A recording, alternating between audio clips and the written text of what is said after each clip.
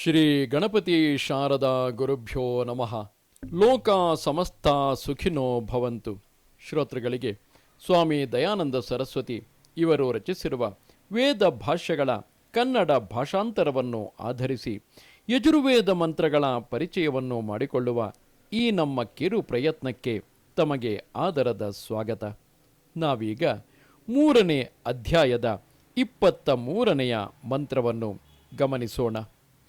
ರಾಜಂತಂ ಎಂಬ ಈ ಮಂತ್ರದ ಋಷಿ ವೈಶ್ವಾಮಿತ್ರ ಮಧುಚ್ಛಂದ, ಅಗ್ನಿ ದೇವತೆ, ಗಾಯತ್ರಿ ಛಂದಸ್ಸು, ಷಡ್ಜ ಸ್ವರ ಮತ್ತು ಈಶ್ವರನ ಮತ್ತು ಅಗ್ನಿಯ ಗುಣಗಳನ್ನು ಈ ಮುಂದಿನ ಮಂತ್ರವು ತಿಳಿಸುತ್ತದೆ.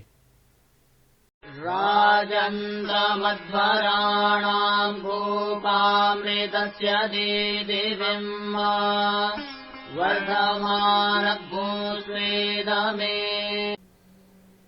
ಈ ಮಂತ್ರದ ಪದಶಃ ಅನ್ವಯಾರ್ಥವು ಹೀಗಿರುವುದು: ರಾಜಂತಂ ಅನ್ನವನ್ನು ಸತ್ಕಾರಪೂರ್ವಕವಾಗಿ ಧಾರಣೆ ಮಾಡುವವರಾಗಿ ನಾವು ಪ್ರಕಾಶಮಾನವಾದ ಅಥವಾ ಪ್ರಕಾಶಮಾನನಾದ ಅಧ್ವರಾಣಾಂ ಅಗ್ನಿಹೋತ್ರ ಮೊದಲುಗೊಂಡು ಅಶ್ವಮೇಧ ಪರ್ಯಂತವಾದ ಯಜ್ಞಗಳ ಅಥವಾ ಶಿಲ್ಪವಿದ್ಯೆಯಿಂದ ಸಾಧಿಸಬೇಕಾದ ಸರ್ವ ಪ್ರಕಾರದಿಂದಲೂ ರಕ್ಷಣೀಯವಾದ ಯಜ್ಞಗಳ, ಗೋಪಾಂ ಇಂದ್ರಿಯಗಳು, ಪಶುಗಳು ಮುಂತಾದವುಗಳ ರಕ್ಷಕನಾದ ಅಥವಾ ರಕ್ಷಕವಾದ, ಋತಸ್ಯ ಅನಾದಿ ಸ್ವರೂಪವು, ಸತ್ಯವು, ಕಾರಣರೂಪವೂ ಆದ ಪ್ರಕೃತಿಯನ್ನು ಅಥವಾ ಜಲವನ್ನು, ದೀದಿವಿಂ ವ್ಯವಹಾರ ಯೋಗ್ಯವನ್ನಾಗಿ ಮಾಡುವ, ವರ್ಧಮಾನಂ ನಾಶರಹಿತನಾದ ಅಥವಾ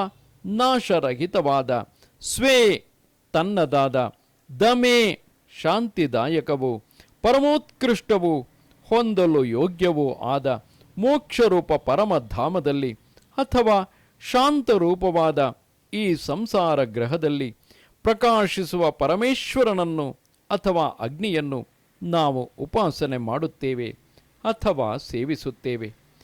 ಈ ಮಂತ್ರದ ಭಾವಾರ್ಥವು ಹೀಗಿರುವುದು: ನಮಃ ಭರಂತಹ ಧಿಯ ಉಪ ಏಮಸಿ ಅಥವಾ ಆ ಇಮಸಿ ಎಂಬ ಈ 6 ಪದಗಳು ಹಿಂದಿನ ಮಂತ್ರದಿಂದ ಅನುವೃತ್ತವಾಗುತ್ತವೆ ಎಂದು ತಿಳಿಯಬೇಕು. ಪರಮೇಶ್ವರನು ಅನಾದಿ ಸ್ವರೂಪವೂ ಕಾರಣರೂಪವೂ ಆದ ಪ್ರಕೃತಿಯ ಮೂಲಕ ಸಮಸ್ತ ಕಾರ್ಯಗಳನ್ನು ನಿರ್ಮಾಣ ಮಾಡುತ್ತಾನೆ. ಭೌತಿಕವಾದ ಅಗ್ನಿಯು ಜಲವನ್ನು ಉಂಟುಮಾಡಿ ಸರ್ವ ವ್ಯವಹಾರಗಳನ್ನು ಸಾಧಿಸಿಕೊಡುತ್ತದೆ. ಅಂದರೆ ಅಗ್ನಿಯು ಜಲದ ಮೂಲಕ ನಮ್ಮ ಎಲ್ಲ ಕೆಲಸಗಳನ್ನು ಸಾಧಿಸಿಕೊಡುತ್ತದೆ ಎಂಬುದಾಗಿ ತಿಳಿಯಬೇಕು. ನಮಸ್ತೆ ಶಾರದೆ ದೇವಿ ಕಾಶ್ಮೀರ ಪುರವಾಸಿನಿ ತ್ವಾಮಹಂ ಪ್ರಾರ್ಥಗೆ ನಿತ್ಯಂ ವಿದ್ಯಾದಾನಂಚ ದೇಹಿಮೆ. ನಮಸ್ಕಾರ.